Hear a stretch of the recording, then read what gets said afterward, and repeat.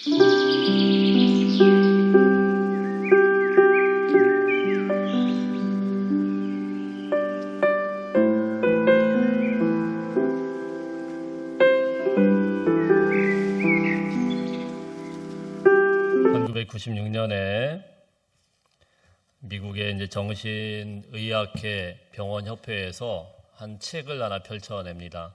DSM-4라는 그런 책을 하나 펼쳐내는데 정신과 의사들이 진단하는 이제 진단 기준들을 쭉 펼치면서 이런 병은 이런 증상이다 이렇게 펼친 게 있는데요. 그 중에 한국 문화에만 특별하게 발생하는 그런 질병, 그래서 한국에만 있는 질병 하나를 등록을 했습니다. 그게 바로 화병이라는 질병입니다. 이거를 어떻게 설명을 하려도 설명을 할 수가 없고 다른 나라에는 전혀 존재하지 않는 그런 질병, 근데 한국에는 이게 흔하게 발생하는 그런 질병이었는데요. 한마디로 우라통이 쌓여서 생기는 병이라고 하지 않습니까? 가슴이 답답하고 한숨을 자주 쉬게 되고 소화불량을 느끼고 얼굴이 화끈 달아오기도 하고 불면증과 거식증 같은 것을 동반하고 심지어는 죽음에까지 이르게 하는 아주 무서운 그런 질병, 바로 화병, 이렇게 영어로도 화병 이렇게 써놨습니다. 그래서 이게 굉장히 우리 한국 사람들한테 또 상담을 공부하는 사람들한테 굉장히 이슈거리가 됐었어요.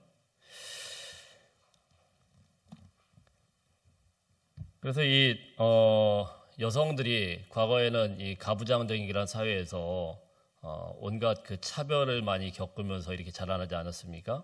그러다가 시간이 지나고 시댁 어른들이 돌아가시고 나면은 이제 남편들한테 복수를 한다고 그래요. 그동안에 참고 있었던 거 하나씩 복수를 합니다. 그래서 남편들이 밥 좀 달라 그러면 진짜 밥만 딱 준다고 합니다. 밥만 딱 주고 그래 반찬이 이게 뭐냐 이렇게 반찬 투정이라고 하면 그냥 툭 쳐가지고 당신이 알아서 차려 먹어라. 괜히 자고 있는 할아버지 볼을 꽉 꼬집어가지고 깜짝 놀라게 만들고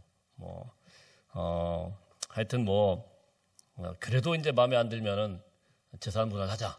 그런데 요즘에 이제 65세 이상의 황혼 이혼이 굉장히 늘었다고 합니다. 2001년대 이후로.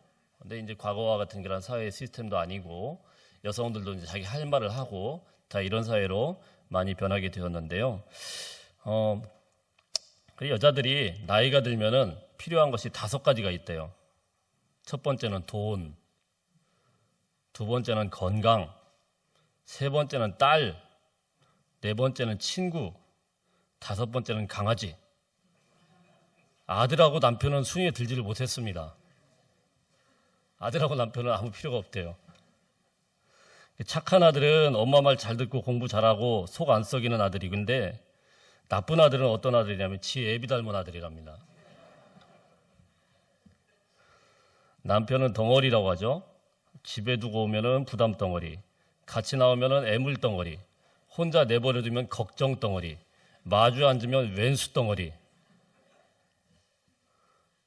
제가 어제 유머를 몇 개를 뽑아보니까 재미있는 게 굉장히 많고, 이런 유머들이 자꾸 이렇게 돌아다니고 있다라는 건 그만큼 이 사회가, 이 가정이 뭔가 지금 심각하게 좀 고장이 난 것이 아닌가, 좀 뭔가 이렇게 좀 잘못된 것이 아닌가, 이런 생각을 하게 하는 그런 한 단면이라고 볼 수가 있습니다. 물론 저희 교회에 그런 가정들은 없는 줄 압니다만은 그냥 웃자고 하는 소리인데요. 오늘 이 가정의 달을 맞아서 오늘 말씀을 통하여서 성경적인 가정, 과연 성경적인 가정이 어떤 것인가, 이 모습을 함께 살펴보고자 합니다. 18절 말씀 한번 읽어보겠습니다. 18절 말씀 시작. 아내들아 남편에게 복종하라. 이는 주 안에서 마땅하니라. 아멘. 조금 마음에 안 들더라도 아내들은 일단은 아멘 하시길 바랍니다. 별로 마음에 안 드시죠? 목사님이 처음에는 갑자기 남자들이 나쁜 것 같이 이야기하다 갑자기 아내들한테 아멘 안 하실까 봐 이미 일단은 아멘을 하세요. 왜냐하면은 성경에 나와 있잖아요. 아멘? 분명히 아멘 하셨습니다. 이 복종하라고 번역된 이 말은 원어를 보면은 어떤 말이냐면은 아래에 둔다는 말이에요. 누군가가 권고하고 충고를 한다고 하면은 무조건 따르는 것을 복종한다고 합니다. 아멘? 누구에게요? 남편에게. 무조건 따르는 거. 아멘? 예, 감사합니다. 그래도 아멘 하시는 분들이 계셔서 이쪽은 잘 아멘을 안 하세요, 지금. 어쨌든 어찌 되었든 성경에 나와 있으니까 우리가 아멘을 해야 되죠. 복종할 수 있는 은혜가 있기를 바랍니다. 그런데요, 이 구절만 하나 있다고 하면 얼마나 억울하겠어요. 사도 바울이 바로 뒤에 19절 말씀을 다시 써놨습니다. 19절 말씀 한번 읽어보겠습니다. 시작. 남편들아 아내를 사랑하며 괴롭게 하지 말라. 아유, 여자분들이 목소리가 굉장히 커졌습니다. 바울이 이제 아내들에게만 이런 이야기를 한 게 아니고 남편들에게 뭐라고 이야기를 했냐면은 사랑하라, 아내를 사랑하라 이렇게 권면을 해요. 그냥 우리 한글 번역에는 사랑하라 이 말이 그냥 사랑해야 되는 것보다 이 정도 생각할 수 있는데 우리가 잘 알다시피 헬라어 단어에는 사랑이라는 게 세 가지로 표현이 돼요. 첫 번째는 소피아라는 그런 말이 제일 유명합니다. 소피아, 소피아, 필로소피. 그래서 소피는 이제 지혜라는 말이에요. 지혜를 사랑하는 거. 그래서 이 사람들이 굉장히 지혜를 좋아해서 뭐든지 지혜라고 이렇게 써놨어요. 이게 이제 첫 번째 단어이고요. 두 번째는 이제 필레오라는 말입니다. 필레오. 이건 뭐냐면 친구들 간에 우정 비슷한 거예요. 근데 마지막에 이제 우리가 잘 아는 뭐가 있죠? 아가파오, 아가페. 자, 이게 있어요. 이건 뭐냐면은 그냥 무조건적으로 헌신적으로 사랑하는 것. 바로 예수님께서 대표적으로 우리를 아가파오 한 거죠. 그게 뭐죠? 십자가에서 자신의 목숨을 희생하기까지 자기 사람들을 끝까지 사랑하신 것. 이게 아가페예요. 그런데 오늘 이 단어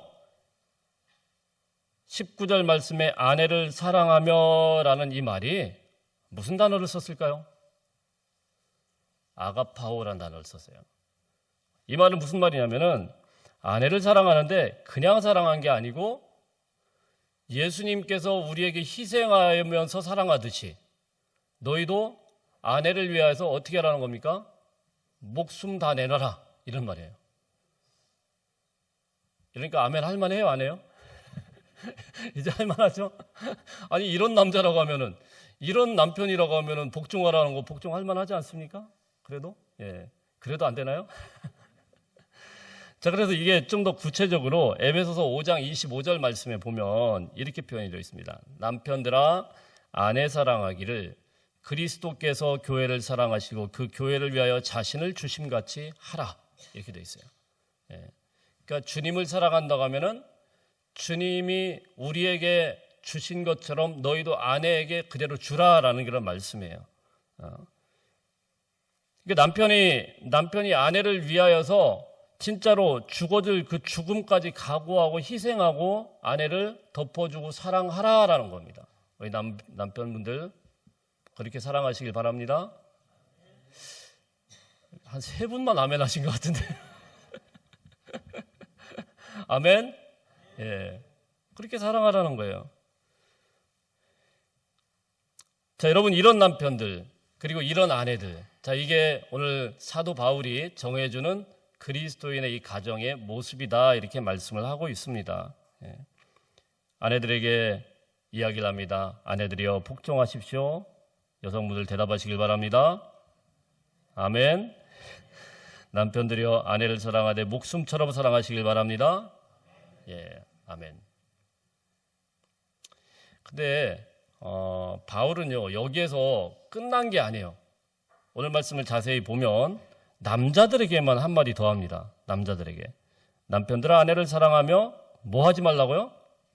괴롭게 하지 말라. 굉장히 남자들이 아내들을 괴롭혔던 것 같아요. 그러니까 괴롭게 하지 말아라 이런 표현을 했습니다. 목숨처럼 사랑할 뿐만이 아니고 아내를 괴롭히지 말아라.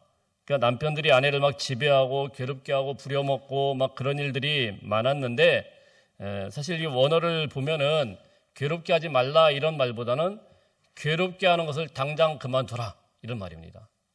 이게 일반적인 것이었어요. 이 당시 로마 사회에서 여성들에 대해서는 아주 일반적으로 대우하는 게 뭐냐면 여자들은 인격이라는 게 없었습니다. 지금 그렇다는 게 아니고요. 옛날에 로마 사회 때. 그래서 그냥 집안일이나 하고 아기나 낳고 밥이나 잘 챙겨주면 그냥 여자가 할 일 다 한 거예요. 그 만일에 여자가 시집 와서 아이를 못 낳으면은 로마 시대 때는 그냥 두 번째, 세 번째 부인 다 줘가지고 거기를 통해서 아이를 낳는 것이 가장 일반적이었습니다. 지금도 이슬람 사회 같은 데 가보면 그렇게 생각하는 못된 남성들이 굉장히 많아요. 실제로 많아요. 아내를 둘, 셋씩 그냥 두면서 그냥 아내에 대해서 생각하는 거는 그냥 집에서 밥 해주고 아이 낳는 그냥 기계다. 막 이런 정도까지 생각하는 그런 못돼 먹은 남성들이 지금도 있습니다. 그 남자들에게 있어서 이 집에 있는 아내에 대한 역할은 이 사람들이 어떻게 생각을 했냐면은 로마 시대 때 그냥 종보다 조금 나은 그런 위치, 그런 정도 위치. 그래서 여성들은 아무 발언권이 없어요. 가가지고 무슨 이야기를 해도 여자인 말이랑은 다 거짓말이라고 싹 무시가 됐습니다. 그런 게 바로 이 로마 시대였어요. 근데 그 남편들에게 뭐라고 이야기를 합니까? 제발 아내 괴롭히기를 당장 그만둬라. 오늘 사도 바울이 이렇게 말씀을 하는 겁니다. 근데 여러분 오늘 이 말씀에서 지금 첫 번째 아내에게는 뭐라고 합니까? 남편에게 복종하라. 남편들에게는 아내를 사랑하고 괴롭게 하지 말아라. 이렇게 말씀을 하는데 왜 아내들에게 복종하라는 말 먼저 했을까요? 그래가지고 왜 많은 여자분들을 시험에 빠지게 만들까요? 이게 바울이 남자 편을 들기 때문에 그랬을까요? 근데 사실 바울이 뭐 남자 편을 들어서 그런 게 아니고 이 당시 이제 교회의 분위기에서 여성들이 굉장히 많았는데 여성들이 꼭 필요한 말씀을 먼저 한 것 같아요. 이제 복음이 전해지게 되니까 어떤 일이 발생을 했냐면은 남자나 여자나 다 똑같다. 인격체다. 자, 이런 복음이 막 전해지기 시작해요. 그러니까 사람들이 어떻게 합니까? 이제 깨어나요. 로마 사회에서 막 압제당하고 굉장히 남편들에게 괴롭힘 당하고 남자들 위주로 가다가 갑자기 여자들이 깨어납니다. 그리고 깨어나가지고 이제 벌떡 일어나기 시작하는 거죠. 우리나라도 마찬가지 아니겠습니까? 우리나라도 옛날에 그 가부장적인 그런 시스템에서 얼마나 남성들이 여성들을 그냥 하대하고 그냥 막 부려먹었습니까? 자, 그러다가 복음이 들어오면서 어떻게 됩니까? 유기적인 그 분위기가 깨어지기 시작했습니다. 깨어지고 기도 못 피던 그런 여성들이 사랑방에 모여서 성경 공부를 하고 예배를 드리면서 점점 의식이 깨어나요. 그래서 일제시대 때 일제에게 가장 강력하게 항의하고 끝까지 목숨 걸고 나라를 지키고 뛰어든 사람들이 누굽니까? 바로 유관순 열사 아니에요. 누구도 생각하지 못했던 그 여자가 깨어나는 거 아닙니까? 이처럼 이 골로새 교회도 마찬가지였습니다. 골로새 교회 복음이 전해지니까 하나님의 복음이 전해지니까 여성들이 막 깨어나면서 이제 내가 성경을 보니까 이거 뭐가 잘못됐다. 심각하게 시스템이 잘못됐다. 남편은 절대로 왕이 아니구나. 우리에게 왕은 하나님뿐이구나. 나는 하나님의 명령만 따르고 순종하면 되는 것이지 남편 말에 복종할 필요가 없어. 뭐 지금은 지극히 당연한 것처럼 느껴지죠. 남편 말에 우리가 왜 복종을 합니까? 그죠? 자, 그런데 그 당시에 막 이런 일들이 막 발생을 하는 거예요. 그러니까 그동안에 말도 못하던 이 여성들이 갑자기 집안일도 안 하고 남자들에게 막 대들기 시작하고, 자, 이런 분들이 여기 신앙생활을 하게 되는데요. 자, 이렇게 되니까 문제가 되는 겁니다. 더 심각한 문제는요, 오늘 22절 말씀 한번 볼까요? 우리 읽진 않았는데 22절 시작. 종들아, 모든 일에 육신의 상전들에게 순종하되 사람을 기쁘게 하는 자와 같이 눈가림만 하지 말고 오직 주를 두려워하여 성실한 마음으로 하라. 종들에게도 육신의 상전에게 순종하라, 이렇게 말을 합니다. 여러분, 종들에게 순종하라는 말을 할 필요가 있어요, 없어요? 종들인데 없죠. 아내들에게 뭐 순종하라 이런 말 할 그런 사회가 아니었단 말이에요. 근데 왜 그런 말들을 했을까요? 이걸 좀 더 보기 위해서 디모데전서 6장 2절을 보면 한번 집사님 한번 띄워주세요. 디모데전서 6장 2절.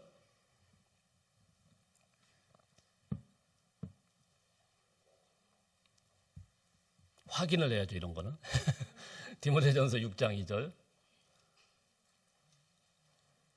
예, 한번 읽어볼까요? 시작. 믿는 상전이 있는 자들은 그 상전을 형제라고 가볍게 여기지 말고 더 잘 섬기게 하라. 이게 무슨 말이냐면요.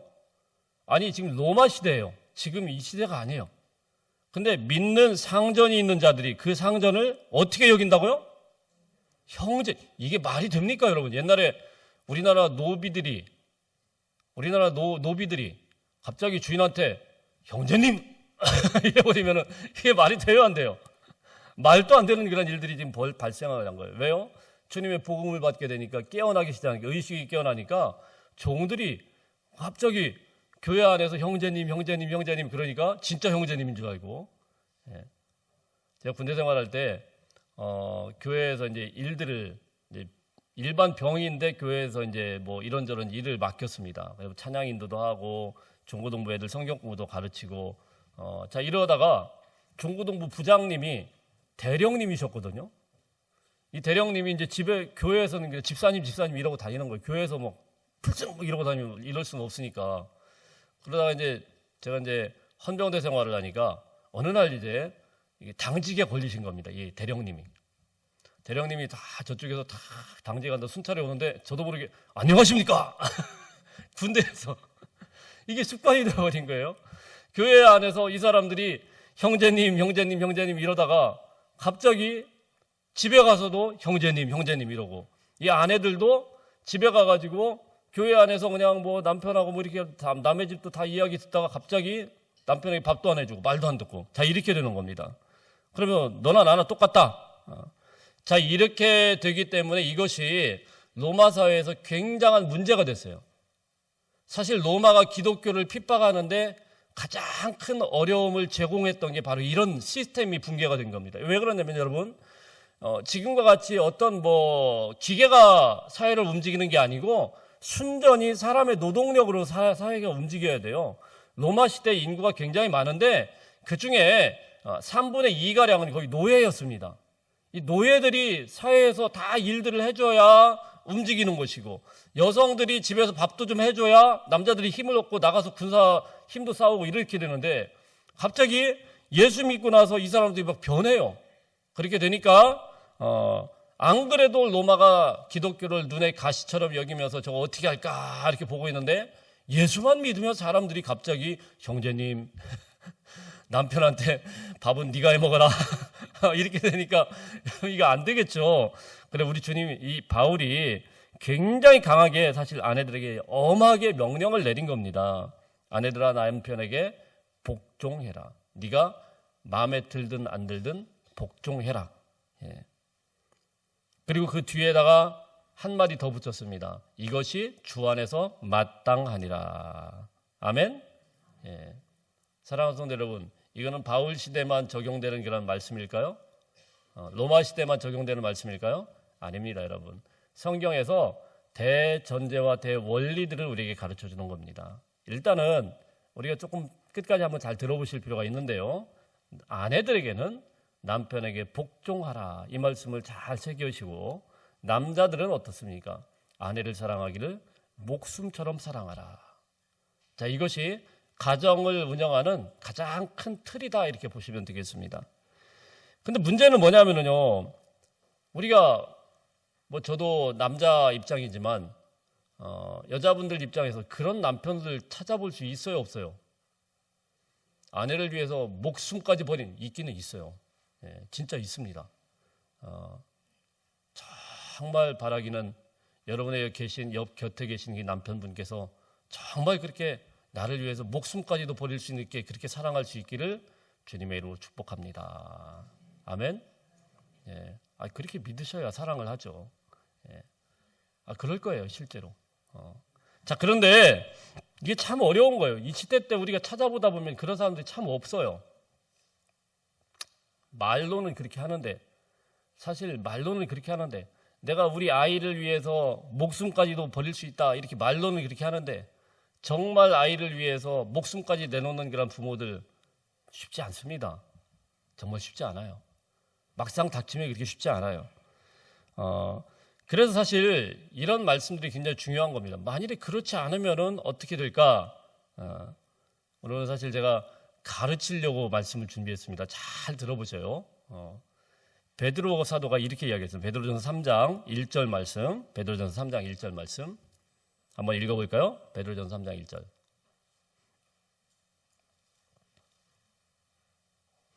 시작. 아내들아 이와 같이 자기 남편에게 순종하라. 이는 혹 말씀을 순종하지 않는 자라도 말로 말미암지 않고 그 아내의 행실로 말미암아 구원을 받게 하려 함이니. 베드로 사도가 조금 다르게 이야기를 했습니다.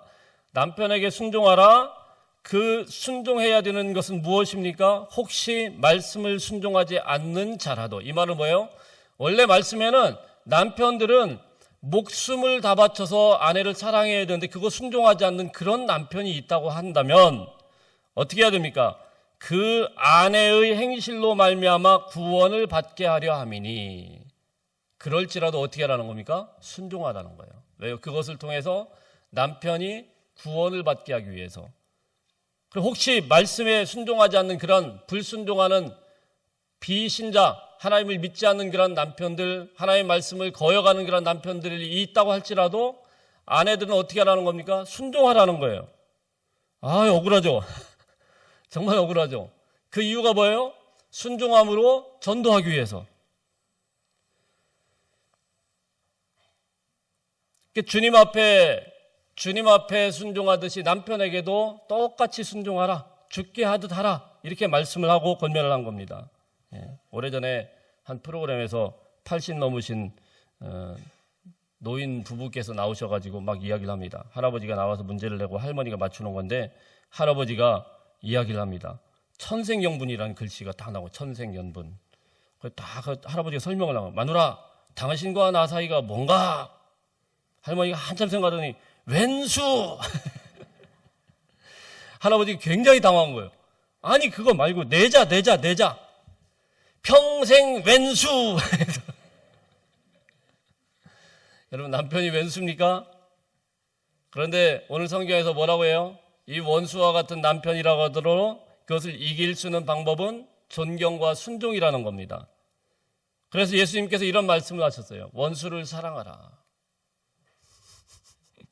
남편이 원수면은 원수일지라도 사랑하라는 거예요. 그 이유가 뭡니까? 이것을 통하여서 그가 구원받게 하려 함이라. 할렐루야. 예. 오늘 20절, 21절. 이제 남편과 아내들에 대한 그런 이야기는 끝났습니다. 오늘 어린이 주일이니까 20절, 21절 한번 보겠습니다. 읽어보겠습니다. 시작. 자녀들아, 모든 일에 부모에게 순종하라. 이는 주 안에서 기쁘게 하는 것이니라. 아비들아, 너희 자녀를 노엽게 하지 말지니 낙심할까 함이라. 아멘. 자녀들에게는 똑같아요. 순종하라. 부모들에게 순종하라. 순종은 뭐라고요? 그냥 무조건 아래에서 듣는다는 의미니까 자녀들도 부모에게 따지지 말고 무조건 순종하라는 거예요. 우리 자녀분들 아멘? 아멘 안 하니? 따지지 말고 막 따지지 말고 일단은 제가 뭐 고개까지 지금 흔들고 있어요. 그건 아니라고. 따지지도 말고 일단 부모님이 이야기하면 아멘, 무조건 순종하라는 거예요. 아내에게도 마찬가지고. 예. 왜 그래야 될까요? 일단 부모님이 그 아이의 인생을 책임을 지기 때문에 그런 거 아니겠습니까? 자, 그런데 어떤 사람이 이렇게 물어봐요. 목사님, 그럼 죄 지으라고 하는 것도 순종해야 돼요? 그건 당연히 아니죠. 죄 지으라는 거. 너무 순종을 잘해가지고 어릴 때부터 도둑질을 배우는 그런 애들이 있더라고요. 예. 엄마가 다 시키니까 딱 가서 몰래 가져오고. 뭐 그런 사람들이 거의 있진 않지만은 옛날에 유튜브 보니까 진짜 그게 있더라고요. 그런 건 순종하면 안 되죠. 죄는 죄죠. 자, 여기 모든 일이라고 했지만은 죄를 지으라는 말은 아닙니다.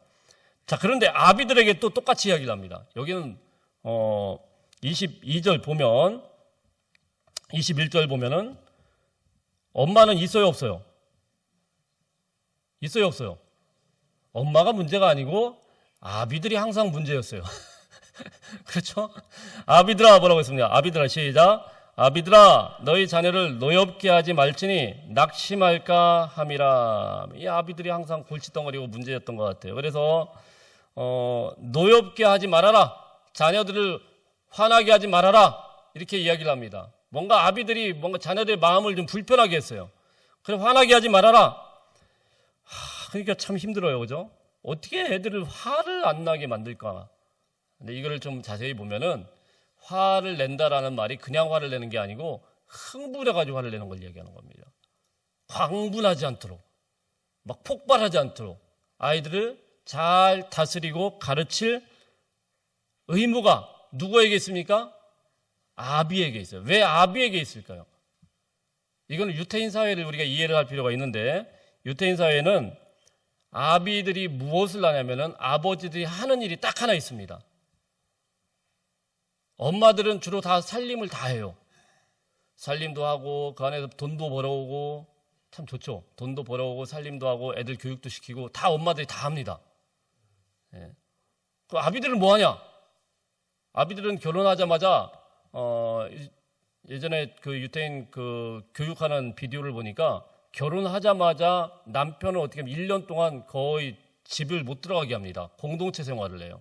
그래서 뭐를 시키냐면은 1년 동안 그 모든 비용을 유태인 공동체에서 주면서 남자들은 다 성경 공부를 시켜요. 그래서 성경 공부를 시켜가지고 성경에 대한 책임을 다 남자들이 갖고 있습니다. 그래서 여성들은 다 나가서 그냥 일하고 돈 벌어오고 아이들 갖다가 밥 먹여주고 학교도 보내고 교육도 하고 자 이런 일들 여성들이 하는데, 남자분들은 어떻게 하냐면 집에 가서 애들 잘 때 항상 성경을 가르치는 거예요. 성경을. 자, 그러면 이 말은 뭐예요? 성경을 통해서 자녀들을 노를 가라앉히라는 거예요. 그 남자분들은 성경 공부해야 되겠어요? 안 해야 되겠어요? 목사님 또 이상한 소리 하시네. 갑자기. 왜 잘 나가다가 또 해야 됩니다. 해야 돼요. 성경을 가르쳐야 되니까. 남편들은 1년 동안 그렇게 공동체에서 성경을 잘 배워가지고 가르쳐가지고 이 아이들을 쭉 하는데, 이게 뭐냐면 남편의 권위가, 아비의 권위가 어디서 온다는 겁니까? 성경에서부터 온다는. 이 말은 뭐예요? 결론은 남자든 여자든 아이들이든 다 누구에게요? 하나님의 권위에 순종해야 된다는 겁니다. 우리 한번 따라하겠습니다. 하나님의 권위에 순종해야 된다. 아멘. 네. 가정이 행복하는 그런 가장 큰 비법이 무엇이냐면은 하나님의 권위에 순종해야 된다는 거예요. 그래서 이걸 부지런히 가르쳐야 되는데, 이 가르친다는 그 말도 무슨 말이냐면 예리하게 한다는 말이에요. 이 아이가 아주 예리하게 하나님의 말씀에 따라서 바른 판단력을 가질 수 있도록 부지런히 아이들의 그 각성을 시켜야 되는 거예요. 아이들의 그 뇌를 자꾸 각성시켜서 그렇게 만들어야 된다는 겁니다. 아주 예민하게. 주의 교훈과 훈계로 예민하게 가르쳐라. 만일 여러분 우리가 이 말씀대로만 한다고 하면은 하나님이 주시는 그런 은혜, 하나님의 놀라운 축복과 하나님이 이 세상에 주시고자 하는 그런 모든 복들을 우리 가정 가운데 그대로 받아 누리게 될 거예요. 왜 그러냐면요, 하나님께서 이 땅에서 천국과 비슷하게 만든 기관이 딱 2개가 있습니다. 첫 번째는 교회예요. 교회가 이 가르침에 순종하면은 교회가 하나님의 나라와 비슷해져요. 두 번째는 뭘까요? 가정이에요. 가정이 이 가르침에 그대로 순종하면은 정말 천국과 비슷해질 수가 있어요.